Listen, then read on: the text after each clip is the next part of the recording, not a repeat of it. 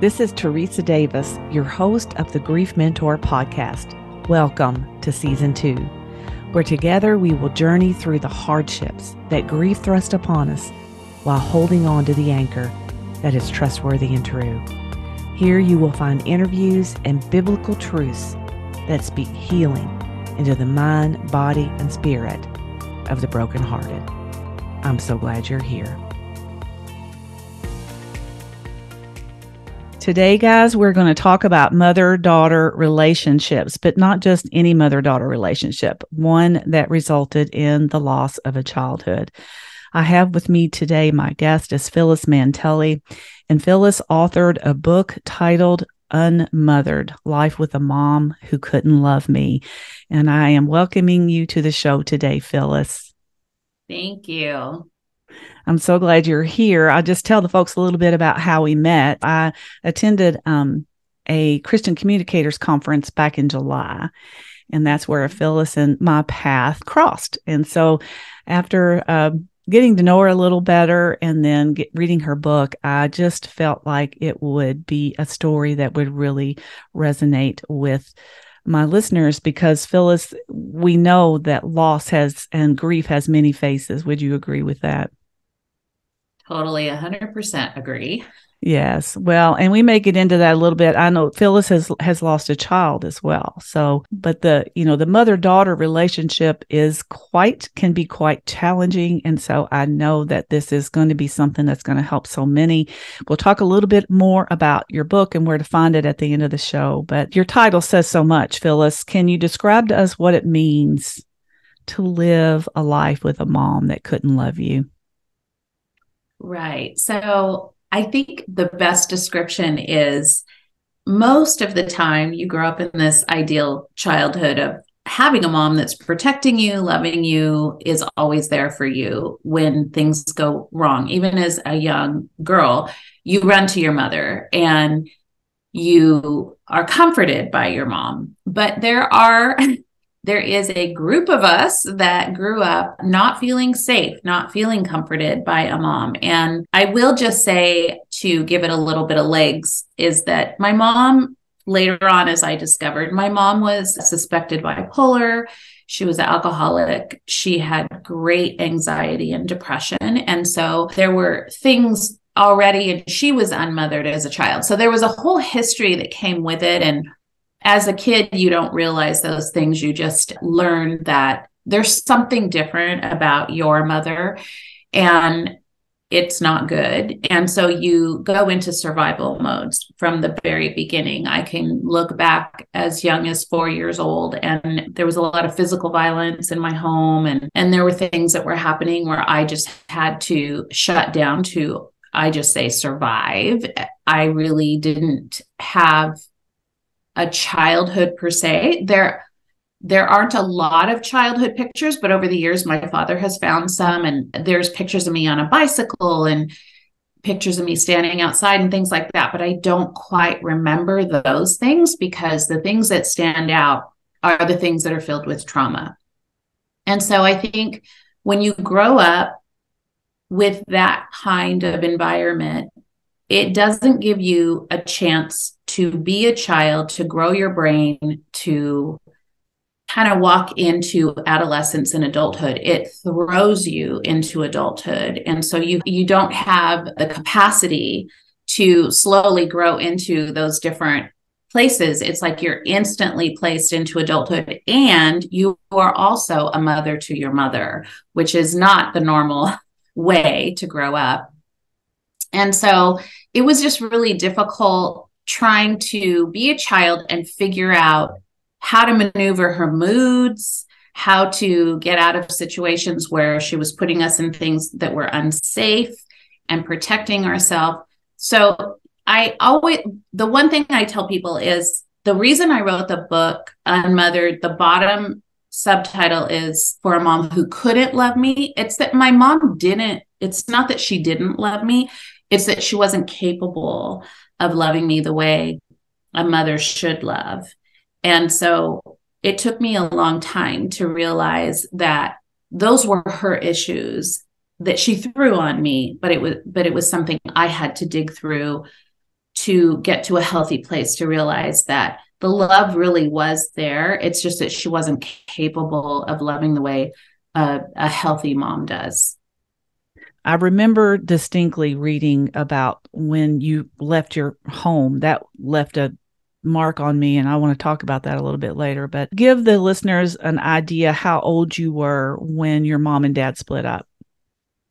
Yeah, so there was two siblings at the time. So I had an older brother who was 22 months apart. We are, and then I was 8 years old. So he was 10, 8, 9, 10 at that time. And so that is actually the first chapter of the book. As I'm walking home from school, it's just a regular day. And my father was a long distance truck driver, so he wasn't home a lot. So he was gone at that time. And I had just made a new friend, and we were walking home. She lived across the street. I was kind of excited about what could be the possibility of like having someone to walk home with after school and chat, and just, excited about all the things that an 8-year-old would be excited about. It was also hot. I remember I just wanted like a cool glass of water when I got home. And we were talking, my brother was walking behind me, and she said, "Why is that moving van in front of your house?" And I looked up, and there were two men carrying my couch out. And I don't know, like, I tell that story kind of like flippantly, like it's just another Tuesday and that's what happens. But I actually had to walk through this story with my mentor and coach. And we spent 2 days on this story. And I actually cried probably the most I've ever cried in my whole life of this story, because it's like when you're thrown into trauma, you don't even realize it's trauma. You just surviving through it. So I would tell this story. I wrote it in the book. It was no big deal. And yet it was like the most impactful thing, because I walked in my house and all my furniture was gone. And my mom was saying, "We're leaving. We're going to the park. We're meeting someone there." And I just kept asking, "Where's my dad? Where's my dad?" And, I got the look of, you, if you ask again, you're going to get hit across the room. And so I stopped asking, and we ended up at a park. Every feeling in my body was stressed because she's telling us to get in a car with this stranger. And, as a child, you're always taught, like, don't talk to strangers, don't get in a car with strangers. Absolutely. But then now all of a sudden she's telling me to get in a car with this stranger, and it's a man. And I, just remember instinctively feeling like every bone in my body, the bells and whistles were going off. I was so frightened. And she yelled at us because I was frozen. I was like, I'm not, like, my brain is telling me I'm not supposed to get in the car with this person, but she's telling us we have to. And so we did. And I see these two little beady eyes looking from the rearview mirror, and he says hi, and I say hi, and I'm like just shaking. I don't know what's happening. And in that instant, we moved to another town, and we started a whole new life. Later on, finding out she was having an affair with this man, and she got pregnant. And so my sister is half Filipino and Japanese, and we're, Portuguese descent and Dutch and Spanish and all these different things. So my dad would, we couldn't pass this child off as his because it wouldn't look like him. And so she just left. But really the reality is she kidnapped us. So my father came home to an empty house, no furniture, no family. And in 1965, there's no computers, there's no phones, there's nothing. Like, you have a, landline phone, but he had to go in between working. He had to go to the neighbors and different people asking, like, someone would say, "Oh, a big truck was in front of your house." And he'd say, "What color was it?" And he had to do this investigative work. It took him, I believe, 3 months. Well, if I could just stop you right there for a minute, because honestly, the description of you leaving that home to me set the stage for the entire book, because it was at that moment that you were able to articulate that your life was not your own. It's like you were living, for me, this is my interpretation of what I read. It was so well written that I was in that moment with you, experiencing that moment with you. As you talked about moving from room to room and what those rooms meant to you, and there was a safe place that you had went to when you described the violence when we first started, when you were little.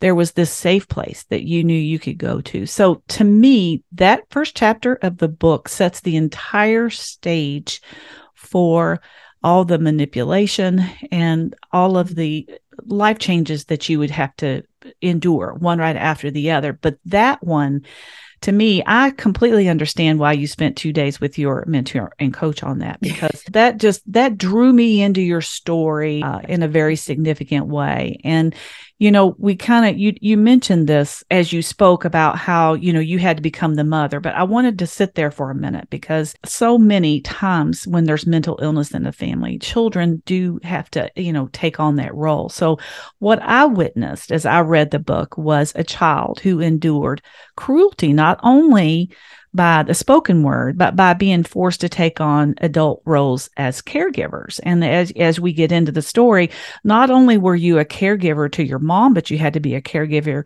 to your sister. And so that to me is significant, because, okay, you got the rug pulled out from underneath of you in this setting, even though it was maybe not what we would quote a healthy environment, it was still your home. That's the only home Right.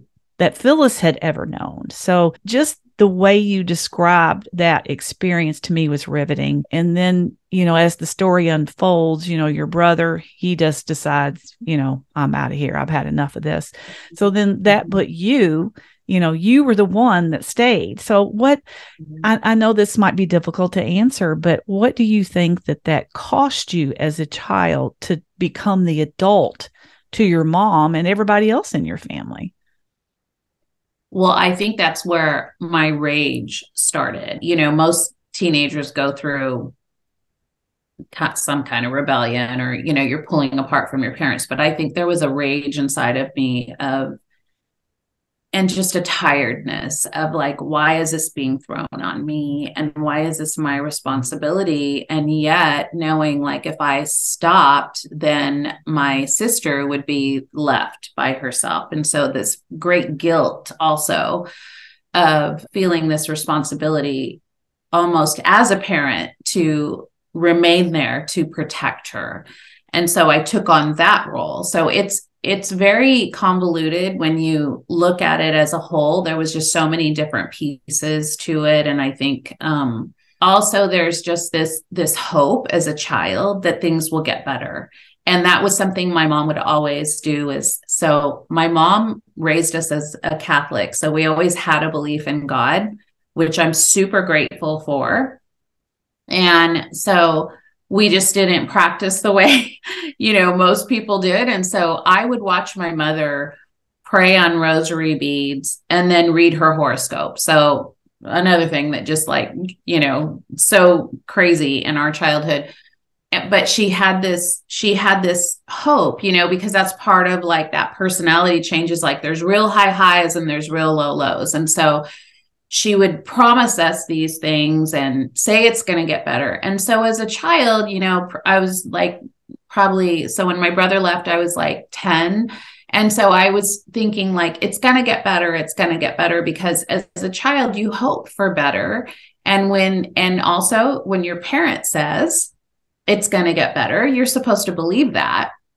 And so there was this hope, but inside there was also like just this rage going on of like, why do we keep struggling more than most people? Because you go to school and you don't hear those same stories. And then also the kids were asking me questions like, who's that man that lives with you? And why does your sister look different than, just these weird questions. And then kind of like you knew it was coming from their parents, because they would say, my mom said, your mom and this person aren't married. And at that time, it was like scandalous if you did that.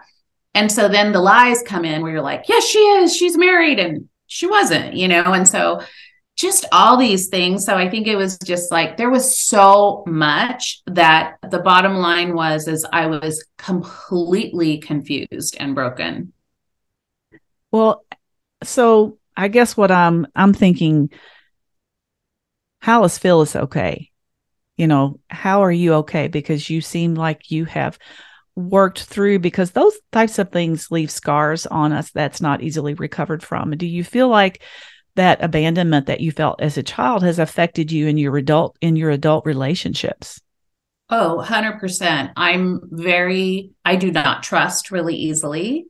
And it takes me a long time for someone to come into my inner circle. And I have struggles with friendships because I tend to just, when things get rough, I'm like, okay, we're done. Bye.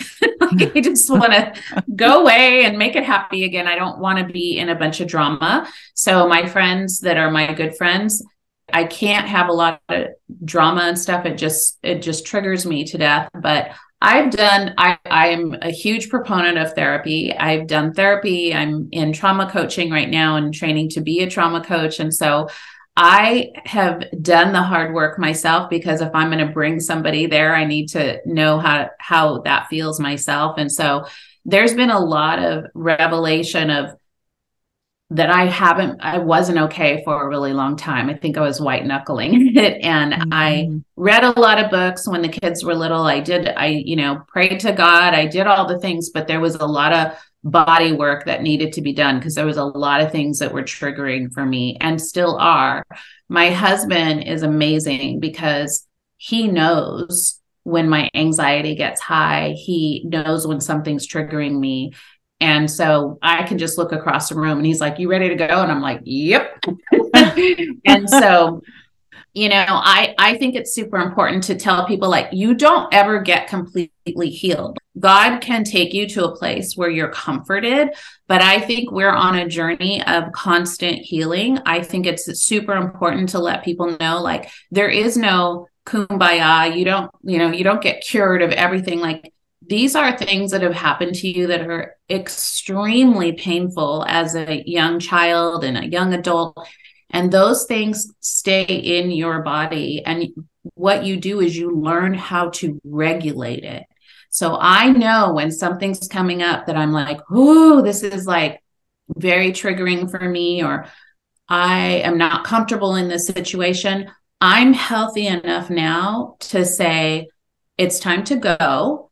Or I can tell that person, I don't really like that this is being said, or, I'm pretty brave about telling someone if they're making me uncomfortable. If somebody's really pushy with me, especially men, like, I get rankled up. I'm like, that's not going to happen. And, I'm pretty strong in using my opinion and, telling people how I feel and walking away from situations that just don't feel right. I'm very good at discerning, like, things right off the bat. I can feel things if it's good or bad. And I just have that gift. My husband's always asking me, like, what do you think about this person over here? And I'm like, I know everyone says he's great, but there's just something about him I'm just not really sure yet.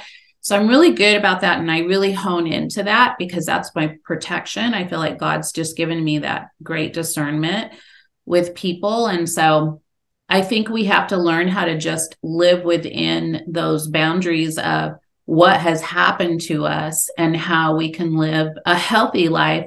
But you have to know, like, it doesn't go away. Your memories don't go away. So just because you're healed through Christ, or you're healed through therapy, or you're healed through all these different things, your memories still are there. And so God will help comfort you, but he's not going to cure you and erase the memories and the way your body feels when something like that triggers you. So you have to remember that and learn how to really come to that middle ground and be in the present. I'm here now. That was in the past. You're okay. You're safe. Really talking to that child within you, because that child is screaming out. So like you said earlier, like, how'd you feel as a child? I didn't get to comfort that child at all. It was survival mode for the first 16 years of my life. And so I had to go back and talk to that child and be like, that was not fair that happened to that little girl. It was not right. And I am here now, and I will protect that child, and I will take care of that child, the inner child within me. And I will always be there for that child that gets scared inside. The self-awareness piece, though, that I see in you is so often you've earned that. You've worked hard to be able to connect those dots. One thing that was hard for me, Phyllis, when I was reading the book was how manipulative your mother was. And of course, reading your story, we can tell by reading this woman is so mentally ill, but this was Phyllis's normal. This is what Phyllis grew up in. And one thing that just crushed me for you was the story that you told about when you were going to get to try out. I believe it was was it cheerleading or was some sort of, and she a letter girl. Oh my gosh. I'm telling you, I was so mad at your mom. I mean, I couldn't believe the emotion that I felt while reading your book. Just all of you all that are out there. This is such an excellent book that's written well, and the reader just gets immersed, because I was so angry at your mom for doing that to you. The whole time you were telling that story, I'm like, she's not going to let her do it. She's not going to let her do it. I know she's going to do something. And here I am experiencing what you lived every time, over and over and over. And so it just gave me this little, inkling of what it was like to live in that kind of environment. So what's interesting to me, I don't want to reveal your whole book, but there's a story of forgiveness in this book, which to me is just nothing but God. It is just nothing but God. Because there was a time that you described when you had got out away from that environment, that you wanted to pretend like your mom didn't exist, because it just, everything just brought so much pain. But then in the, you ended up being in a position where you could forgive your mom. I know that I can't even imagine how hard that was for you, Phyllis, but can you connect the dots of how you moved from a position that you had been in your whole life to a place where you could find forgiveness for your mom? Well, you said it can only be from God, because I really didn't want to ever see that woman again once I was out on my own. So when I met new people, there was a couple of times where people always say, oh, your mom, where did you come from? Like, how's your mom and dad, whatever. And I remember a couple of times just saying, oh, my mom died.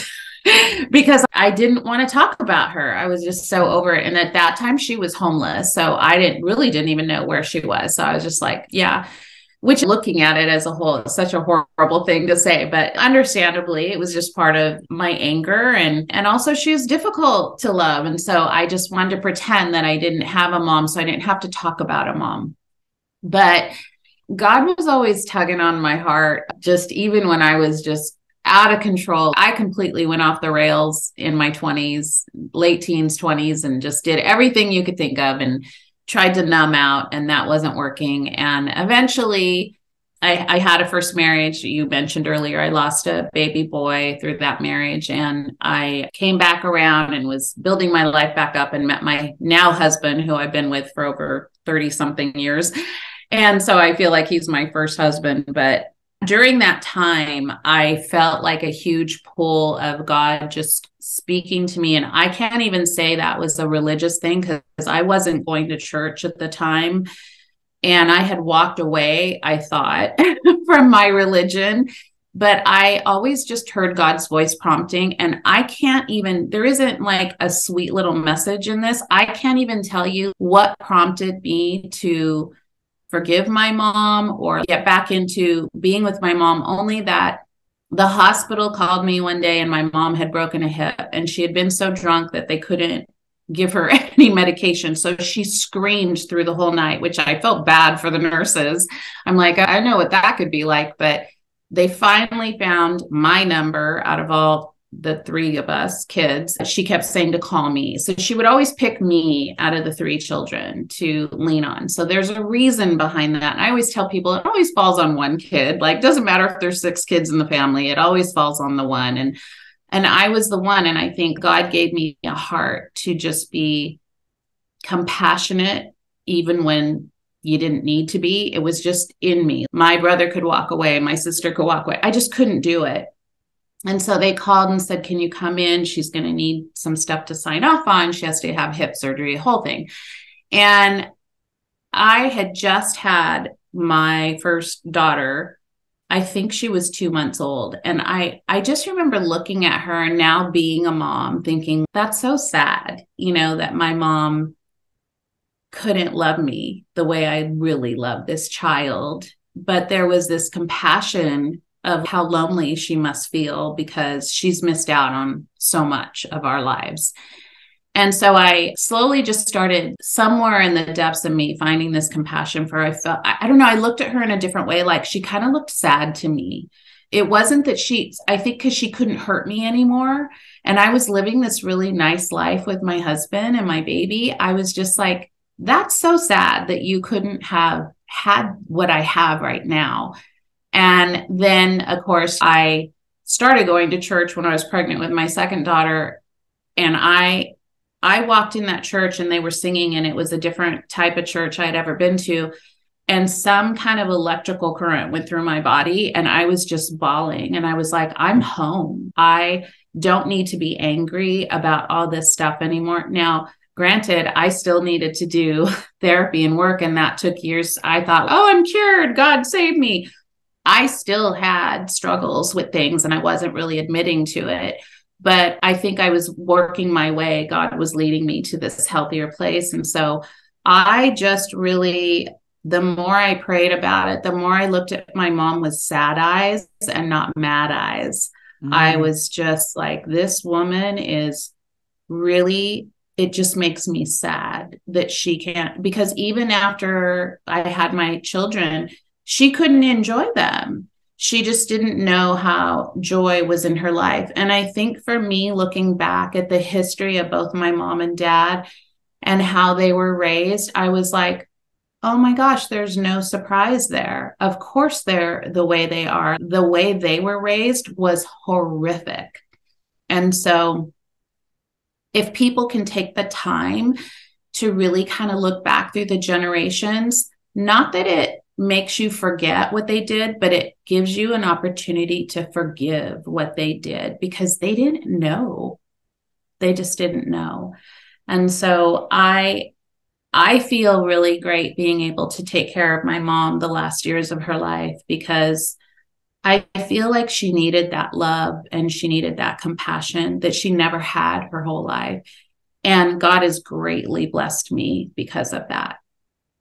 I did want to talk about one of the quotes in the book, because you say in the book, all I ever wanted in life was to be a good mom. I never had big career goals. I simply wanted to change the generational dysfunction that I grew up in. To me, this was an unbelievable moment. You share in the book about, because your mom would never acknowledge your role as a mom until one day. Tell us about that. Yeah. It's so crazy, because it's like so out of the Bible, right? Like my mom was having this infection in her legs. And so the visiting nurse had taught me, you're going to have to change these bandages and things on her legs. So we had to glove up and I had to wash my mother's feet. So I was on my knees washing my mother's feet one day and getting ready to put her medicine on and wrap her legs. And I'm looking down and I mean, to be quite honest, I was mad because I was like, I don't want to do this. This is crazy, but I know I have to do this. And I think I was even like talking to God, like kind of like, oh, why is my life so hard? Why do I have to always do these things for my mother? And my mom patted my head and she said, you're a really good daughter. And I bet you're a really good mother too. And I actually froze, because those words, my mom didn't talk like that ever. Everything was just like kind of angry and wasn't lovey-dovey like that. So I was like, I didn't even know how to receive it. And it broke me. I looked up and she had this lightness on her face too. And I was like, this is pure God. This is a God moment. I knew God needed me to hear those words before she passed. He just knew I needed that for my mother. And so I teared up a little bit and then I shoved it down. It's like, oh, I don't want to get emotional with her. And so I was like, oh, thanks. I was just so awkward. And it just stuck with me, because it was just, I went home and I cried, because I was like, man, I really needed to hear that from her. And God knew I needed to hear that from her. And I was like, that's all I need. It wasn't, and there wasn't, the thing is, I think people like to wrap things up in this nice little neat bow and live happily ever after. Oh, the mom changed and it was all great. And that's not always the case, but those moments you can tuck away and keep with you. And that helps during your journey of healing to know, like, that's why I say my mom did love me. She just had no idea how to express it. And also, you know, like you say, with a mental illness, it's really hard for them to express emotions that are pure. And so in that moment, it was pure. And so I took it. I took it. How old were you, Phyllis, at that moment? I was in my 30s then, Wow. because I had the kids. Yeah. First time you had ever heard affirming words from your mom. Yeah. Wow. Like that. She would once in a while in passing, well, she would do things like, you know, I love you. You wouldn't say, I love you. It was like, you know, I love you, you know, as she's saying something negative. But that was just such a pure, there was no condition to it. It was just straight across the board. Like, you're a good daughter. She knew I was sticking out for the long haul. Everyone else had left, but I was there. Even on the days when she was not nice, I set my boundaries and was like, okay, I'm going to go today and let you cool down, and I'll be back tomorrow. I didn't let her use those words and just take it. So there were huge boundaries set up around our relationship. But on that day, it was just really beautiful because it was so pure. And to me, that's amazing, Phyllis, because, you know, as I went through the book, I saw the transition that you that you ended up in, because you realized this is not normal. And so then you began to, even though she sucked you in a few times, but you still were able to set those boundaries. And honestly, I think she probably had tremendous respect for you, but she just didn't know how to express it. Yeah, I think so. She knew. There was one time where I said, it doesn't matter what you say to me, I'm not leaving you. And she just had a look of shock on her face. And then she softened because she knew I was the only one that just would love her where she was. But yeah, you know, she ended up getting dementia. And so that was a tough one too. And towards the end, she didn't know who I was. And that was really tough. But I was just really glad to have that time with her and be able to, at the end of the day, when it was time for her to pass, I felt like I had done everything I could as a daughter in a healthy way to love my mom and still keep it separate from the family that I wanted to create, so I didn't continue that generational dysfunction. It's interesting to me that you, even as a child, you knew somehow that the presence of the Lord was with you. You wrote, God had been with me the whole time. He was waiting for me.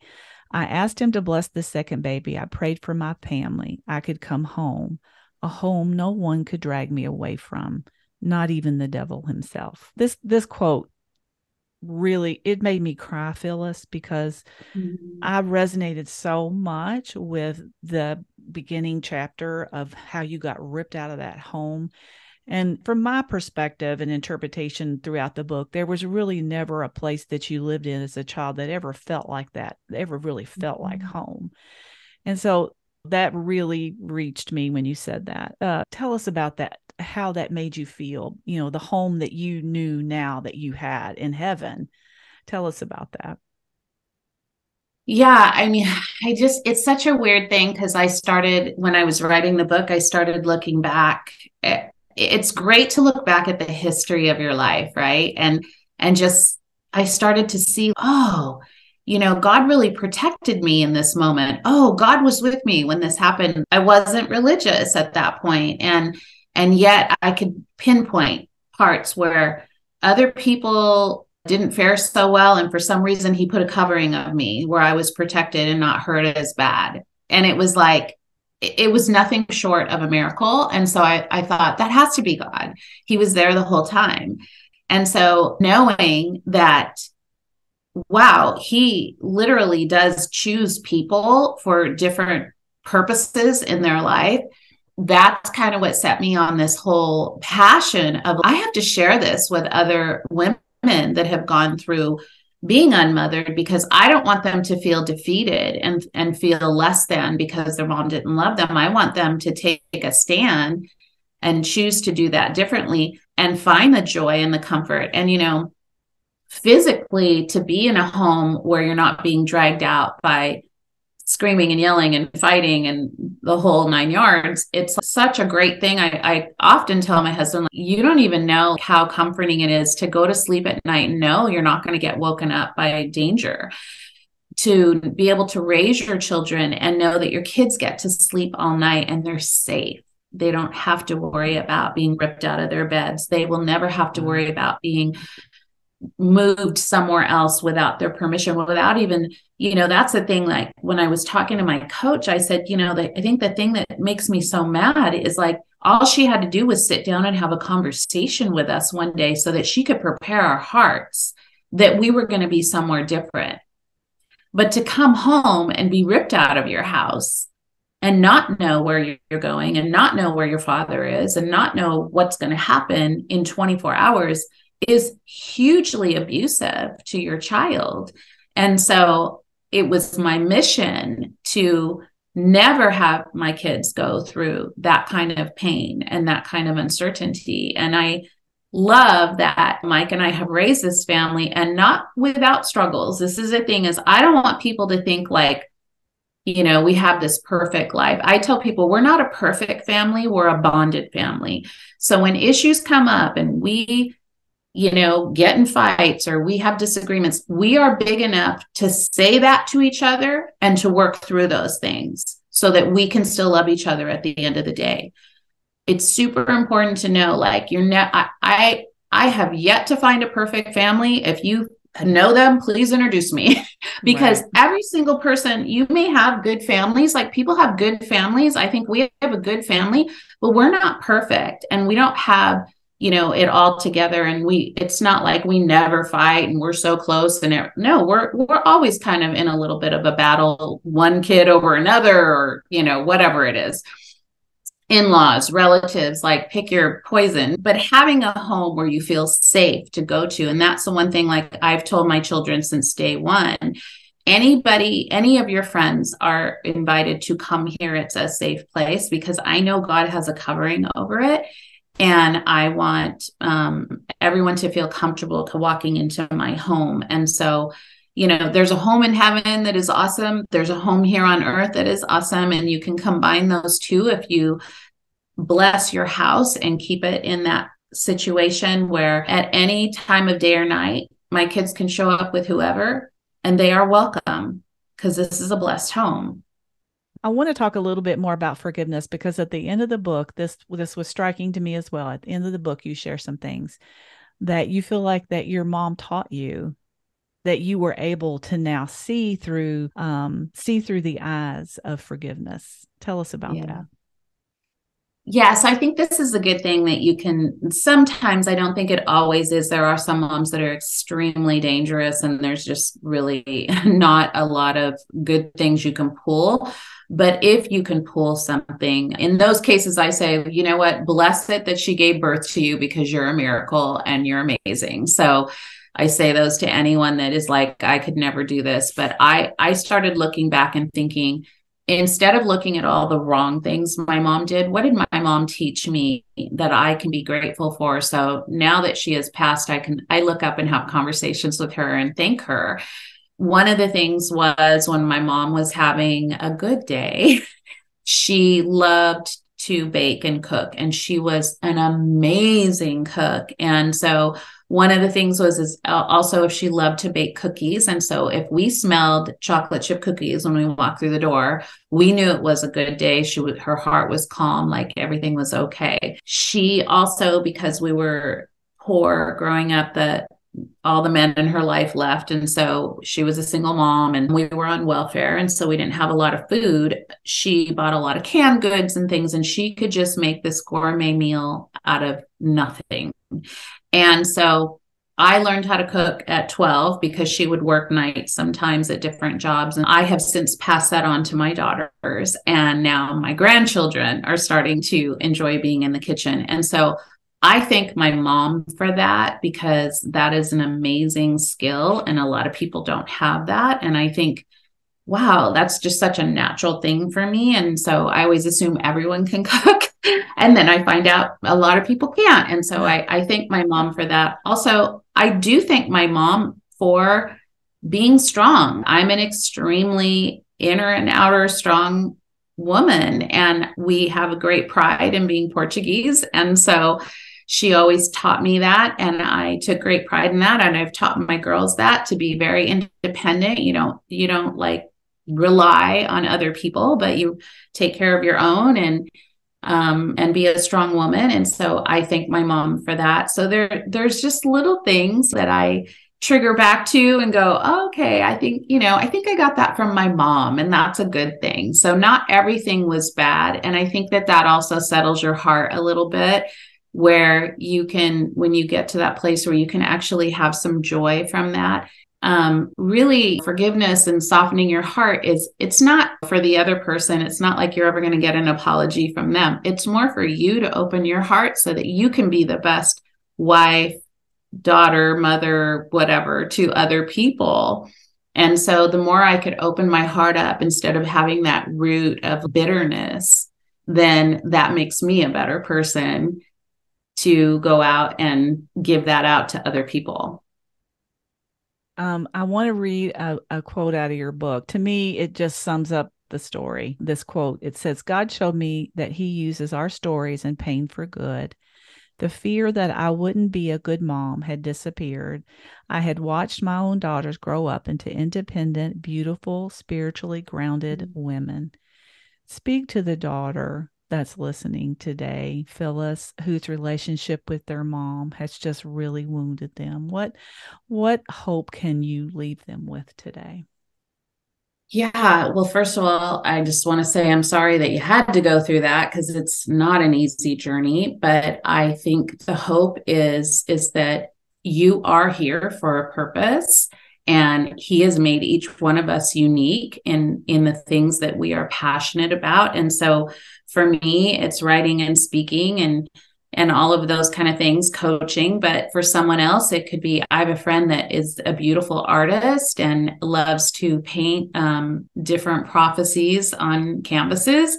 And so it's just that whatever thing, no matter where you've come from, God has given you this unique lane to go into. And so I don't want the words of the past to define where you are in the future and who you can be and who you should be. I've talked to some women who were unmothered that were 50 years old. There's been about 4 of them now, who decided they would never have children because of the way they were raised by their mom.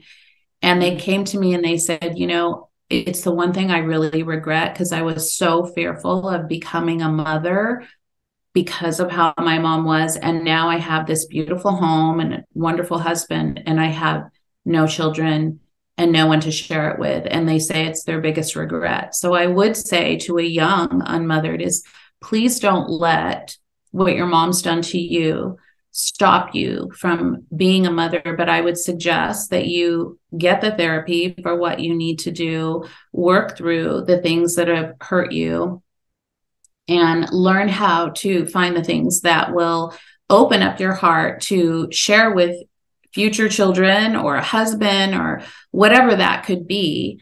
Don't let the anger and the bitterness take over what can actually be a joyful life. So I truly believe that people can create their own dreams and desires, and that's what God wants for you, but it takes work. And so I would just say, keep the hope alive, keep trudging and digging through and getting through those stories, and don't shove things down and pretend that it didn't happen or wish it to go away, because your body does keep the score.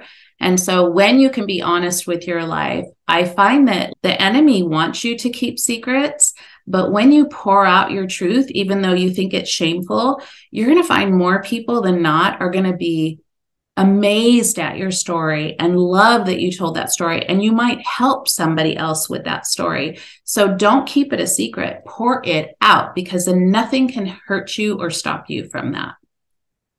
Such great advice.